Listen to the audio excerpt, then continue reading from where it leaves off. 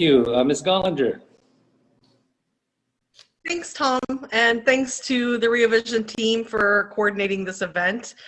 I'm looking at the neighbors who are online tonight, and it looks like I've had the opportunity to connect with most of you. But for those of you I haven't met yet, I hope this will give you a chance to get to know me and really to illustrate some of the differences between myself and the other candidates.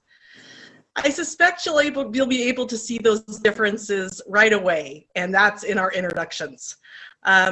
Instead of a long list of professional accomplishments or listing my volunteer experiences both with the city on Parks and Recreation and Planning Commission or as Regional Commissioner for River Delta AYSO, I want to take the opportunity to talk about my deep love for this community that I have been blessed to call mine for the past 40 years. Growing up in Rio Vista was a unique experience. In the 1980s and the 1990s, my dad worked the gas patch and my mom volunteered in our church. And my sister and I played outside until the streetlights came on. Growing up in Rio Vista is still a unique experience, and I get to see that through the eyes of my 3 beautiful children. We are a community of neighbors helping neighbors, and never has this been more relevant than during the COVID-19 pandemic. It is this care and concern for each other that ultimately led me to the decision to run for mayor. I think Tom is right. This is a job interview. And because of that, I thought it would be a good idea to set the record straight on what kind of job you're hiring me for.